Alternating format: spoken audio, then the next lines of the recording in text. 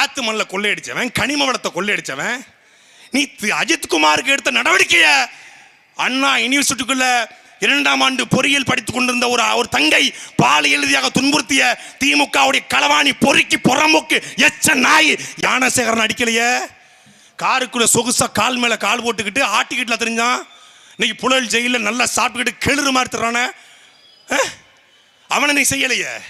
ஜாபர் சாதிக்கிற ஒரு அயோக்கிய பையன் 2000 கோடிக்கு மெத்தப்பட்ட வேண்ட கடத்தினான அவன் அடிக்கல. நீ தமிழ்நாடு முழுக்க போதை பொருள் விற்கிறான திமுக கட்சிக்கார கீழக்கரையில ராமநாதபுரத்துல அவனை நீ அடிக்கலையே.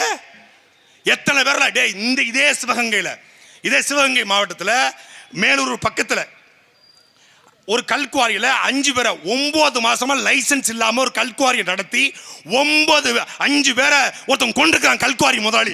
அவனை நீ சட்டியோட உட்கார வச்சாடா? எவனாவது ஒரு ஆம்பளை சொல்றா? நீ ஒருத்தன் சொல்றா? இதே சிங்கம்புணரியில் நேற்று செசல் பப்ளிக் ஸ்கூல் அப்படிங்கிற ஒரு ஸ்கூல்ல அஸ்வந்த் அப்படிங்கிற ஒரு 7 வயது ஒரு பையன் பள்ளிக்கூடத்துக்கு போன நிலையில காலையில் பள்ளிக்கூடத்தை அப்பா அம்மா கொண்டு விடுறாங்க, மாலையில் பிணமா வெளியே வர்றான். காதுல இருந்து உடம்பு முழுக்க ரத்தம் இருந்திருக்கிறது. அவன் என்ன நடந்துச்சு அப்படின்னு தெரியல. அந்த பள்ளி நிர்வாகம் மூடி மறைக்கிறது. அதற்கும் பஞ்சாயத்து பண்ண போனவர் பெரிய கருப்ப. நீ அமைச்சரா புரோக்கராடா? நீ அமைச்சரா புரோக்கரா? எனக்கு டிஎஸ்பி, எஸ்பி, ஏடிஜிபி, டிஜிபி இதை தவிர இதெல்லாம் தாண்டி பஞ்சாயத்து பண்ண போனாங்க. டே பஞ்சாயத்து நாடார் உறவின் முறை கல்யாண மண்டபத்தில் வச்சு எவன் பஞ்சாயத்து பண்ணா அவன் தான் அயோக்கிய நாய். அவன் தான் அயோக்கிய நாய். 50 லட்சம் ரூபாய் வீட்டு மன பட்டா வேலை அன்அபிஷியலா 50 லட்சம், அபிஷியலா 5 லட்சம். ஏன் கள்ளச்சாரையும் குடிச்சு செத்தா 10 லட்சம், போலீஸ் அடிச்சு செத்தா 5 லட்சம். எப்படி அரசு பத்தில 5 லட்சம் அன்அபிஷியலா 50 லட்சம் தர்றோம். முதல் தவணை அது அட்வான்ஸ் புக்கிங்ல 10 லட்சம் கொடுத்துறது. அந்த தாயை, அந்த மாலதிங்கிற அந்த தாயை, அஜித்குமாரோடைய அம்மாவை மன நோயாளியா மாத்திட்டாங்க. அப்படியே ஃப்ரீஸ் பண்ணி அது என்ன பண்றது இல்லை. மொத்த கரைவேட்டி வீட்டில் என்ன எப்படி பார்த்தாலே ஊரை நம்ம தெரியல, பார்த்தாலே நடந்து போக மாட்டோம். ஐயோ பேய் மாதிரி வர்றாங்களேன்னு மொத்த கரைவேட்டி வீட்டில் நினைச்சுன்னா அது பயந்துருச்சு. என்ன சொல்லிருக்கானுங்க? ஒத்த பிள்ளை தான் வச்சிருக்க. நவீன்குமார் மேலையும் கஞ்சா வழக்கு போட்டா என்ன பண்ணுவ? ஓ மேல கஞ்சா வழக்கு போட்டா என்ன பண்ணுவ? அவன் செத்துட்டாமா. அவன் எப்படி பிரெயின் வாஷ் பண்ணுவாங்கல்ல. அம்மா போனது போயிட்டாங்க. இனிமேல் நீங்க என்ன பண்ண போறீங்க? அந்த 5 காவலரையும் பழி வாங்கி என்ன பண்ண போறீங்க? பூரா திருப்போணத்துக்காரங்க. நாளைக்கு வெளியே நடமாட வேண்டாமா? நாளைக்கு வெளியே போக வேண்டாமா? அப்படி மிரட்டுறான், தட்டன் பண்றான். இதுக்கு யார் வாரா? எங்க அண்ணன் ஜெய்சீலம் கூட யாரும் சொன்னாங்க நம்ம பேர்லாம் யூஸ் பண்ணக்கூடாது. யார் வர்றா? புரோக்கர் யாரா? பேரூராட்சி தலைவர். டேய் நீ எல்லாம் மருதுபாண்டி வாரிசாடா?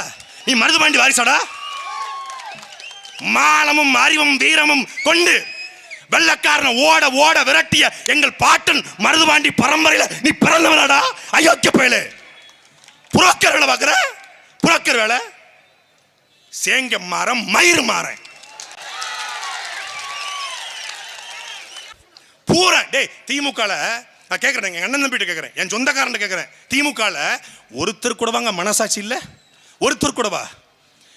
முதலமைச்சர் ஸ்டாலின் இந்த கண்ணனையும் ராஜாவையும் இந்த சங்கர மணிகண்டனையும் இந்த பிரபுவையும் ஆனந்தையும் போய் அஜித்குமார் அடிக்க சொல்லலை. நாங்கள் ஏற்றுக்கிறோம். அடி சொல்லலை, ஏற்றுக்கிறோம். அவர் போய் இப்படி கொல்லுங்க பாட்டு சொல்லலை. ஆனால் தன்னுடைய கட்டுப்பாட்டு வரக்கூடிய ஒரு துறை, அதில் ஒருத்தன் இறந்து போயிருக்கிறான். தொடர்ச்சியான மரணங்கள். சாத்தான் ஆட்சி, அதுக்கு சாத்தான் குலமே சாட்சி என்று பேசிய திமுக உங்க ஆட்சியில் துள்ள துடுக்கி இறந்து போயிருக்கிறான். சிசிடிவி ஃபுட்டேஜை மறைக்க பார்த்துருக்கீங்க. எஃப்ஐஆர் ஃபேக் எஃப்ஐஆர் எல்லாம் நடந்துருச்சு. சரி, செந்தில் பாலாஜிக்கு ரைடு வந்தோடனே பதறி போய் டெல்லிக்கு போன முதலமைச்சர், ஈடி ரைடு வந்தோடனே மகனை கைது பண்ண கூடாதுன்னு எப்போதும் புறக்கணித்த நிதி ஆயோக்கை இந்த முறை புறக்கணிக்காத டெல்லிக்கு போய் மோடியுடைய காலை பிடிச்சு தொங்கிய முதலமைச்சர். பீகாருக்கு 500 கோடியை தூக்கி கொடுத்து காம்ப்ரமைஸ் பேசி ஈடி ரைட நீர்த்து போக செய்த முதலமைச்சர். ஜெகத்ரட்சகம் வீட்டு ரைடா, ஏவாவேலி வீட்டு ரைடா, பொன்முடி வீட்டு ரைடா, KN நேரு வீட்டு ரைடா, உடனடியாக டெல்லிக்கு பறக்கிற திமுக கூட்டம். லாக்டவுன் காலகட்டம், ஊரடங்கு காலகட்டம், யாரும் சென்னையிலிருந்து திருநெல்வேலிக்கோ, திருநெல்வேலியிலிருந்து சென்னைக்கோ போக முடியாது. லாக்டவுனை தளர்த்தி கொண்டு, ஊரடங்கை தளர்த்தி கொண்டு, மரியாதைக்குரிய உதயநிதி ஸ்டாலினுடைய ரசிகர் மன்ற தலைவர், பள்ளிக்கல்வித்துறை அமைச்சர் அன்பில் மகேஷ் பொய்யாமொழியும், விளையாட்டுத்துறை அமைச்சர், துணை முதலமைச்சர் உதயநிதி ஸ்டாலின் ஏறிக்கிட்டு போனீங்களா சாத்தாங்குளத்துக்கு? இப்ப எங்கடா புடுங்க போயிட்டீங்க? எங்கடா போயிட்டீங்க? ஒரு நடிகன், எங்களுக்கு அரசியல் விமர்சனம் இருக்கு. ஒரு நடிகன் எப்படியோ வந்துட்டு பார்த்துட்டு போறாருல்ல விஜய், எங்க அண்ணன் வருவாரு, பெரும் படையை திரட்டி கொண்டு வருகிறார். சீமான் ஏன் வர்றன்னு கேட்டான்ல, சீமான் வராமலேயே இவ்வளவு பெரிய கூட்டம், சீமான் வந்தா தாங்குமாடா? கொலை வெறிய இருக்காரா உங்க மேல? கொலை வெறியில எங்க போனீங்க நீங்க? பெரிய கருப்பன், அமைச்சர், மாவட்ட ஆட்சியர் பொற்கொடி, மானாமதுரை சட்டமன்ற உறுப்பினர் தமிழரசி, பொற்கொடி நிக்குது, தமிழரசி நிக்கிறாங்க, பெரிய கருப்பன் நிக்கிறார். இங்க எதுக்கு ஹரிநாடர் நிக்கிறாரு? நீதான் சாதியத்தனாச்சே, சமூக நீதி கட்சியாச்சே, சாதியை ஒழிக்க வந்தவங்களாச்சே. சாதியை ஒழிக்க வந்த நீ கரிக்கோல் ராஜ்யம் ஹரிநாடாரையும் இந்த இள வீட்டுக்கு ஏன்டா கூட்டு வந்த? ஏன் கூட்டு வந்த? இதான் சாதி அரசியல். நாடார்ல செத்தா நாடார் சாதி, தலித்துல செத்தா திருமாவளவனை கூப்பிடு, முக்குளத்துல செத்தா திருமாறன், ஸ்ரீதர் வாண்டியாரு, ஜெயராமனை கூப்பிடு, ரெட்டிமார் நாய்க்குமார் செத்து போயிட்டானா KN நேருவையும் வைகோவையும் கூப்பிடு. பிணத்தை வச்சு அரசியல் பண்ற புரோக்கர்களா? சாதி அரசியல் பண்ற புரோக்கர்களா? இவரை கூட்டு வந்து காம்ப்ரமைஸ் அவங்களும் நிக்கிறாங்க. நாங்கள் செத்தவனை நாடார் என்றோ, செத்தவனை தேவர் என்றோ, கோனார் என்றோ, செட்டி என்ற முதலின் பார்க்கல, செத்தவன் தமிழன், இந்த இனத்தின் மகன் என்று நாங்கள் பார்க்கிறோம். அதனால எங்களுக்கு துடிக்குது, எங்களுக்கு வலிக்குது. இதுக்குள்ள கொன்னது என்ன சாதி? ஏட்டில் எத்தனை சாதி இருக்கு? டிஎஸ்பி என்ன ஆளுக்க? எஸ்பி யாரு? தேவமாரா? ஆப்நாட்டு மரவரா? எஸ்பி யாரு? லதா? என்னடா இது ஒரு கேடுகட்ட கேவலப்பட்ட அரசியல். இதுல இந்த சாதி சேர்ந்து இந்த சாதியை கொன்றுச்சு, இந்த சாதி, இதெல்லாம் ஒரு அரசியலாங்க? காவல்துறைக்கு சாதியே கிடையாது. அவன் அடிமை சாதி. அவன் யாரா இருந்தாலும் வெட்டுவான். மதுரையில 2003ஆம் ஆண்டு இவர் இருந்தா நான் அரசியல் பண்ண முடியாதுப்பா. எப்போ? நைட்டு 12 மணிக்கு போதையை போட்டு ஒருத்தர் சொல்றாரு, கீழே கூடிய தன்னுடைய ஆட்கள்கிட்ட போதையை போட்டு ஒருத்தர் சொல்றாரு, இவர் இருக்க தண்டி நம்ம மதுரைக்குள்ள அரசியல் பண்ண முடியாதுப்பா. நேராக போறாங்க. காலையில 4:30 மணிக்கு வாக்கிங் வரும்போது திமுக இருந்த மானத்தமிழை எங்க ஐயா தா கிருஷ்ணனை வெட்டி கொள்றாங்க. உத்தரவு போட்டது யாரு? யாரோ ஒருத்தன். வெட்டது யாரு? எவனோ ஒருத்தன். வெட்டின பூரா ஜெயிலுக்கு போனான். அப்புறம் சாட்சியிலன்னு திரும்பி வந்துட்டான். எப்படி அவன் உத்தரவு போட்டு இவன் இருக்கிறவரை நான் அரசியல் பண்ண முடியாதுன்னு சொல்லி தாக்கிருஷ்ணனை வெட்டி கொன்னாங்களோ, அப்படித்தான் இந்த அஜித்குமார் என்னை அவமானப்படுத்திட்டான், ஏதாவது பண்ணுன்னு ஒரு சொன்னதுக்காக ஒட்டுமொத்த போலீஸும் வேலை பார்த்துருக்கு. சாத்தான்குளத்தில் ஸ்ரீதர் என்கிற ஒரு இன்ஸ்பெக்டருங்க, ரகு கணேசன் கொம்பன் என்கிற ஒரு எஸ்ஐங்க, இந்த 2 பேருடைய தனிப்பட்ட ஈகோ.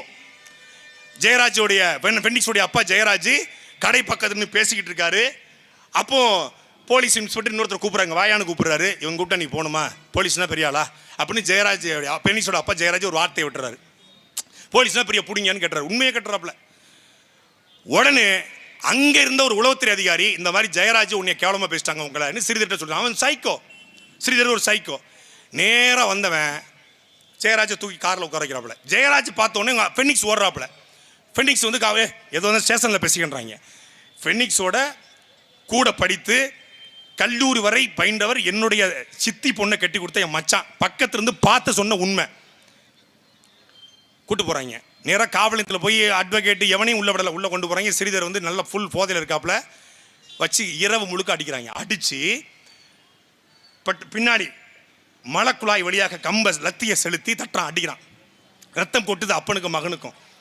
காலையில் கொண்டு போய் அரசு மருத்துவமனையில் கொண்டு போய் எந்த செக்கப்பும் பண்ணாமல் சர்டிஃபிகேட்டை வாங்கி நேராக கொண்டு போய் கோயில்பட்டி கிளைச்சிறையில் போட்டுறான்.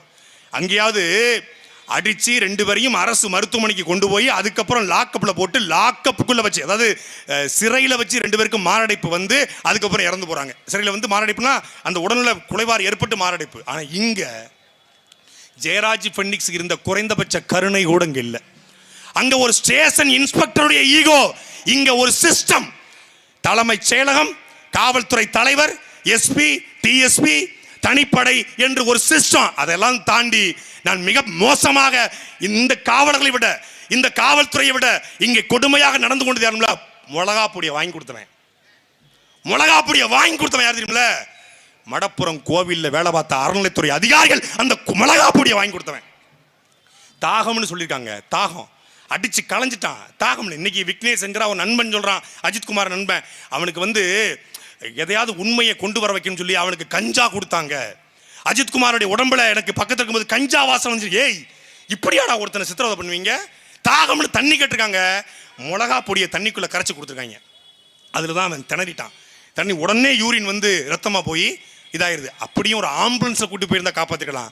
ஒரு ஆட்டோல தூக்கி போட்டிருக்காங்க. ஆட்டோல தூக்கி போட்டு இதே திருப்போணத்தில் ஒரு தனியார் மருத்துவமனை கொண்டு வராங்க. அந்த தனியார் மருத்துவமனை பயந்து போய் சிகிச்சை அளிக்க மறுத்திருக்காங்க. திருப்பி திருப்போணம் அரசு மருத்துவமனை கொண்டு போய் அங்கே உயிரிழந்த நிலையில் அம்மாட்ட சொல்லலை, தம்பிக்கிட்ட சொல்லலை.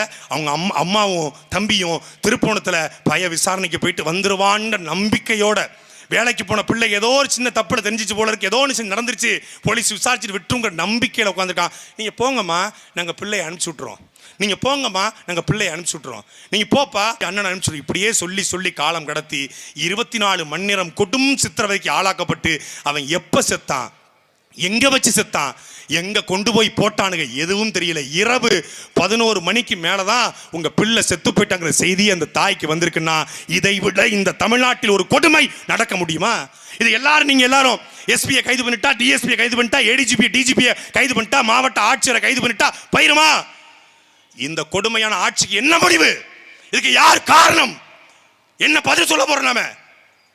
இன்னைக்கு அந்த குடும்பத்தை நீ விலை கொடுத்து வாங்கிடலாம், வீட்டுமனை பட்டா கொடுத்து வேலை கொடுத்து அந்த குடும்பத்தை விலை கொடுத்து வாங்கிடலாம். ஆனால் நீதியை எந்த கொம்பனாலும் விலை கொடுத்து வாங்க முடியாது.